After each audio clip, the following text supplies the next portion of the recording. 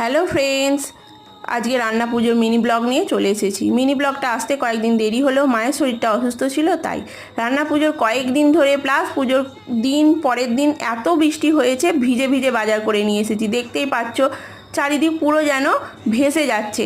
তার মধ্যেই সবজি বাজার করেছি, নারকোল ছাড়িয়ে নিয়েছি, আর প্রস্তুতি তো তুঙ্গে রয়েছে। একটু রোদের দেখা দিলে কি হবে, তারপরেই আবার জেকে সেই বসে নারকোলটা খুলেও দিলাম, সমস্ত কিছু রেডি করে নিচ্ছি। এত বৃষ্টি হচ্ছে, দিদিও আসতে পারেনি। রান্না পুজোর মিনি ব্লগগুলো কিন্তু আস্তে আস্তে পার্টে পার্টে আসবে, আর সম্পূর্ণ ব্লগটা দেখতে হলে আমার চ্যানেলে গিয়ে ভিজিট করো, অলরেডি আমি দিয়ে দিয়েছি। তারপর তো সমস্ত কিছু রেডি করে নেওয়া হয়ে গেছে। আমাদের যা নিয়ম, আমরা কিন্তু খাওয়ার আগে সব কেটে কুটে নিয়েছি, তারপর ধোবো। এই সমস্ত কাটাকুটি হয়ে গেছে, শুধু চালতাটাই কোটা বাকি আছে। 10 রকমের সবজি ভাজা হয় আমাদের, সাথে মাছ তো আছেই।